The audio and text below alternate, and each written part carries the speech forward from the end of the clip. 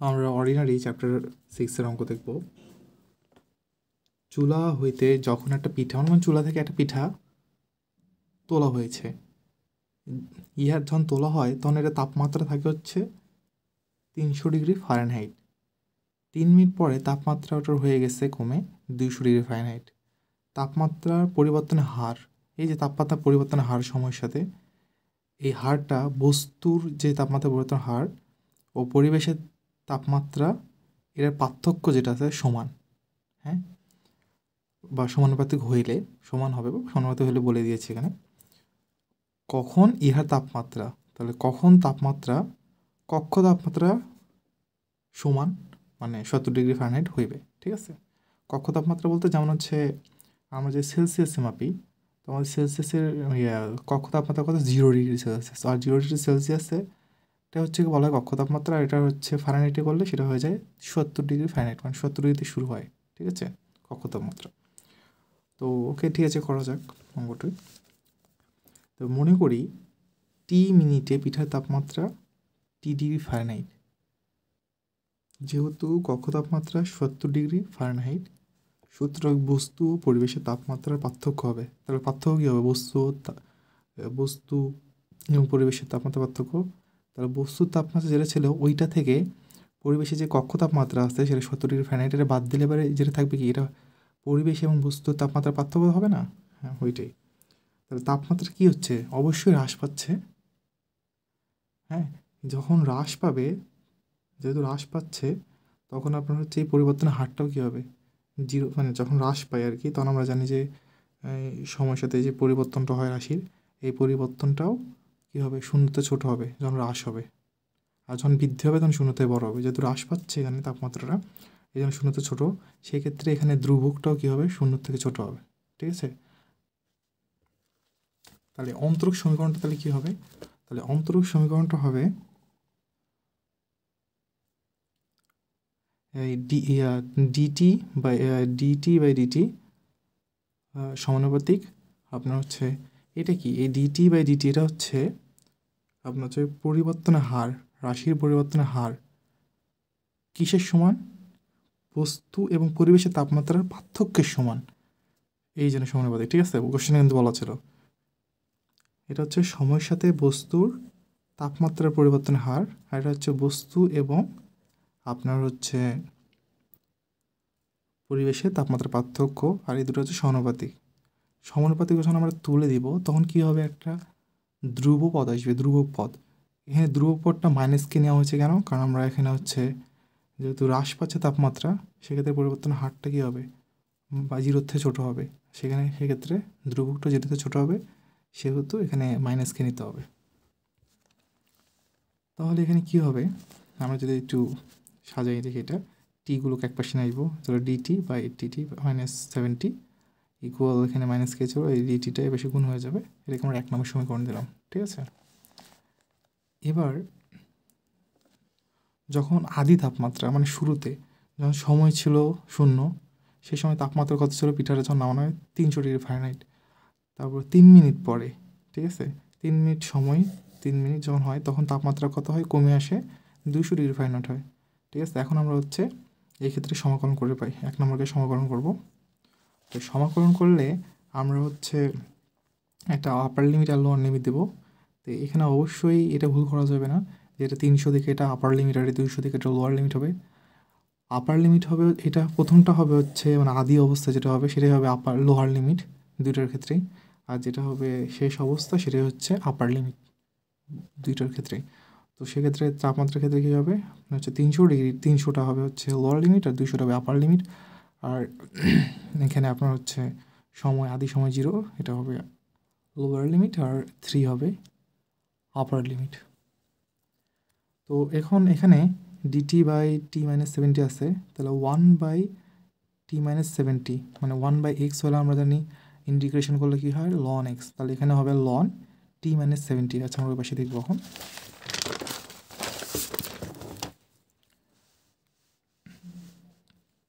তাহলে ln t-70, আর আপার limit lower limit, এখানে কে minus কে ছিল মাইনাস কে, আর ডিটিকে ইন্টিগ্রেশন করলে টি হবে শুধু আপার লিমিট লোয়ার লিমিট।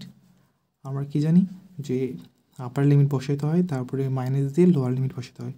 তো আমি যদি এখানে টি এর এখানে 200 বসাই আপার লিমিট, তাহলে 200 থেকে 70 বাদ দিলে হবে 130, এই জন্য লন 130, তারপরে minus minus then lower limit বসাতে হবে, লোয়ার লিমিট 300 থেকে 370 বাদ দিলে হবে আপনার হচ্ছে 230। ওকে, তাহলে এখানে মাইনাসকে চলো মাইনাসকে, আর এখানে যদি আমি 3 বসাই তাহলে 3, 0 বসালে 0, আপার লিমিট লোয়ার লিমিট আর কি। তাহলে এখানে কি করেছি, এখানে এই 3কে হবে -3কে, কিন্তু এখানে 3কে কেন হয়েছে, আমি হচ্ছে মাইনাস গুণ করছি ওকে। তো মাইনাস গুণ করলে কী হবে, এটার সামনে যদি মাইনাস আসে তাহলে এটা প্লাস হয়ে যাবে, এটা প্লাস ছিল সামনে, এটা মাইনাস হয়ে যাবে। এই জন্য এটাকে আমি আগে লিখছি, যেহেতু প্লাস হয়ে গেছে এটাকে পরে লিখেছি, সাজায় লিখছি আর কি। এখানে 3কে উভয়কে মাইনাস দ্বারা গুণ করছি। তাহলে আমরা জানি হচ্ছে লন যদি কমন নেই, তাহলে এই 230 মাইনাস 130 কি বিয়োগ আকারে আসছে, আর বিয়োগ আকারে তাহলে আমরা জানি ভাগ হয় লন আর লগের ক্ষেত্রে। হ্যাঁ, তাহলে এখানে কেবল লন 230/130, আর এখানে ইকুয়াল 3কে ছিল 3কে। তো আমরা এখানে কিসের মান বের করবো, কে এর মান। তাহলে কে রেখে দিলে 3টা বসে গেলে ভাগ হয়ে যাবে, তাহলে 1/3 লন 230/130। ঠিক আছে, এখন আমাদের কোশ্চেনে কি বলেছিল যে কত সময় পর তাপমাত্রা, ঠিক আছে, তাপমাত্রা হবে, বস্তুর তাপমাত্রা হবে কক্ষ তাপমাত্রা 70 ডিগ্রি ফারেনহাইটের সমান বা 70 ডিগ্রি। ঠিক আছে, তো এই সময় আমরা তো আদি সময় জানি যে টি ইকুয়াল 0 এবং হচ্ছে টি ইকুয়াল 0 আর তাপমাত্রা টি ইকুয়াল হচ্ছে সময় টি ইকুয়াল 0 আর তাপমাত্রা হচ্ছে টি ইকুয়াল 300 ডিগ্রি ফারেনহাইট। তাহলে এখন আমরা ধরি টি ইকুয়াল T1 সময় পরে তাপমাত্রা কত হবে, টি ইকুয়াল T1। এই T1 বলতে মানে কক্ষ তাপমাত্রা বোঝাচ্ছে, ওই জন্য লিখে এসেছি T1 ইকুয়াল 70 ডিগ্রি, দরকার নেই তারপর 70 ডিগ্রি। তাহলে এই ক্ষেত্রে সমাকলন করে পাই, আবার সমাকলন করবো আমরা। তাহলে এটা আবার কি হবে, এবার এটা হবে হচ্ছে আপার লিমিট, আর এখানে এটা হবে আপার লিমিট। ঠিক আছে, তাহলে লোয়ার লিমিটে কি 300 হবে, আর 300 ডিগ্রি। আচ্ছা আমি দেখে দিই এটা,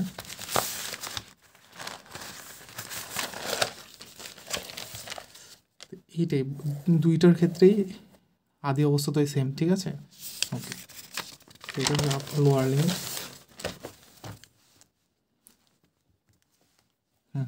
তাহলে আপার লিমিট হবে টি ইকুয়াল T1 সময় পরে ওই বস্তুর তাপমাত্রা টি ইকুয়াল T1 হবে। T1 বলতে কি কক্ষ তাপমাত্রাকে বলতেছি, সেটা কত হবে 70 ডিগ্রি।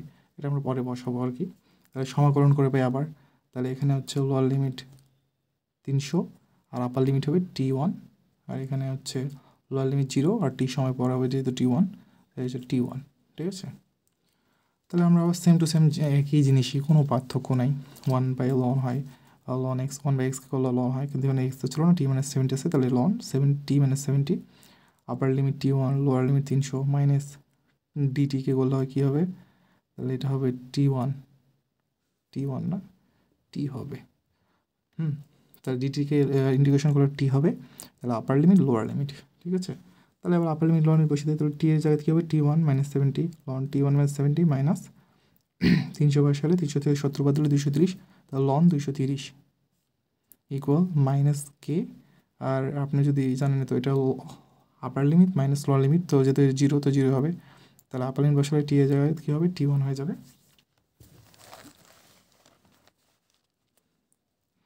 তাহলে এখন কী হবে এখানে, হ্যাঁ তাহলে এখানে হচ্ছে লন যদি কমন নেই, তাহলে 230 মাইনাস T1 - 70, এটা মাইনাস আকারে আছে, আমরা জানি লন কমন নিলে এটা ভাগ হয়ে যাবে মাইনাসের ক্ষেত্রে, তো ভাগ হয়ে গেছে এখানে ইকুয়াল, এখানে T1 ছিল T1, কে এর মান কী ছিল আমরা যেটা আগে পেয়েছি 1/3 লন 230/130। ঠিক আছে, তাহলে আমি এখানে 1/3 আছে, এটাকে আমি 1/3টাকে একটু ভ্যানিশ করতে যাচ্ছি ভগ্নাংশটাকে। তাহলে আমি যদি উভয়কে 3 দ্বারা গুণ করি, তাহলে এখানে 3 দ্বারা গুণ করলে 3টা কাটা যাবে, তাহলে এই পাশে 3 লিখতে হবে, যদি উভয়কে গুণ করতে হবে। তাহলে 3 লন 230/T1 - 70, এখানে হচ্ছে T1 ইকুয়াল লন এই 0 যদি কাটা দিই তাহলে 23/13। এখন খেয়াল করেন, আমি যদি এখানে T1 এর মান 70 বসাই, কারণ আমরা T1 এর মান জানি, কারণ বলতে কত সময় পরে তাপমাত্রা কক্ষ তাপমাত্রায় চলে আসবে, তো সেটা আমরা বলছি কত, সেক্ষেত্রে সময়টা হচ্ছে T1 মানে 14টা T1, আর ওই কক্ষ তাপমাত্রা হচ্ছে টি বড় হতে T1, সেটা হচ্ছে 70 ডিগ্রি ফারেনহাইট। তো 70 ডিগ্রি যদি বসে তাহলে 70 - 70 0। আমরা জানি 0 দিয়ে কোনো কিছুকে ভাগ দিলে হয় ইনফিনিটি, তাহলে এটা অসংজ্ঞায়িত হয়ে যাবে। তো এই পাশের পুরোটা যদি অসংজ্ঞায়িত হয়, এটাকে যদি আমি বেশি ভাগ করে দিই সেক্ষেত্রেও কী হবে, অসংজ্ঞায়িত হবে। তাহলে T1 = 70 ডিগ্রি সেলসিয়াস ফারেনহাইট হতে গেলে সময় লাগবে হচ্ছে ইনফাইনাইট সময় লাগবে, ঠিক আছে। তাহলে আমরা লিখতে পারি অসীম সময়ে পরে পিঠার তাপমাত্রা কক্ষ তাপমাত্রা সমান হবে, কারণ আমরা এখানে T1 এর মান পাইছি কি, ছোটো হাতে T1 এর মান ইনফিনিটি। তাহলে ইনফিনিটি সময় পরে এই পিঠার তাপমাত্রা বা কক্ষ তাপমাত্রা সমান হবে, যেটা হচ্ছে 70 ডিগ্রি ফারেনহাইট। আমরা আরেকটা অঙ্ক লিখব।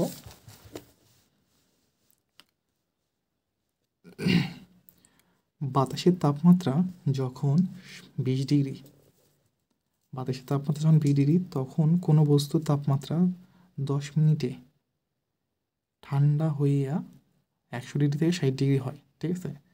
তাহলে 40 মিনিট পর বস্তুটির তাপমাত্রা নির্ণয় করো। তাহলে কোনো একটা পরিবেশের তাপমাত্রা হচ্ছে 20 ডিগ্রি সেলসিয়াস। 10 মিনিট পরে কোনো একটা বস্তু ওই তাপমাত্রায় 100 ডিগ্রি থেকে 10 মিনিট পরে 60 ডিগ্রিতে চলে আসছে। তাহলে এখন বলছে 40 মিনিট পরে বস্তুর তাপমাত্রা কত হবে সেটা বের করতে বলছে।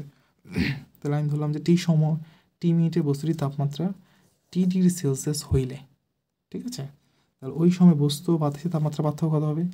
তাহলে যেহেতু টি থেকে ওই পরিবেশের তাপমাত্রাটা বাদ দিতে হবে, তাহলে যেটা থাকবে সেটা হচ্ছে বস্তুর তাপমাত্রা, প্রেজেন্ট তাপমাত্রা, ঠিক আছে। মনে করেন আমি যদি এটা ভালো করে বোঝাই, একটা বস্তুর তাপমাত্রা যদি 100 ডিগ্রি সেলসিয়াস হয় আর পরিবেশের তাপমাত্রা যদি 20 ডিগ্রি সেলসিয়াস হয়, তাহলে এই বস্তু আর পরিবেশের তাপমাত্রার মধ্যে একটা পার্থক্য আছে না, এটাই হচ্ছে সেই পার্থক্যটা, ঠিক আছে। বস্তুটার তাপমাত্রা কত ছিল আমরা তো প্রথমে আদি অবস্থা জানি না, বস্তু 10 মিনিট পর 100 থেকে 60 হয়ে গেছে। তো এই জন্য আমরা ওটা হচ্ছে সব মিনিটে বস্তুর তাপমাত্রা আমরা ধরে নিলাম টি ডিগ্রি সেলসিয়াস হইলে পারে।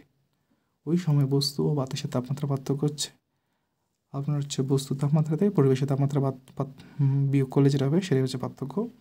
যেহেতু বস্তুর তাপমাত্রা হ্রাস পাচ্ছে বস্তুর তাপমাত্রা, হ্যাঁ, সেক্ষেত্রে ডিটি মানে সময়ের সাথে বস্তুর তাপমাত্রার পরিবর্তন হার 0 থেকে ছোট হবে অবশ্যই। সেক্ষেত্রে কে ধ্রুবকটাও কী হবে, 0 থেকে ছোট হবে। আমরা একদম প্রথম বেসিক ক্লাসে কিন্তু জেনেছিলাম। তো সমীকরণ হইবে তাহলে কি D T is equal -k × t - 20। এখানে আমি মেইন লাইনটা স্কিপ দিছি। আমরা জানি যে এই ক্ষেত্রে কী হয়, যে তাপমাত্রা পরিবর্তনের হার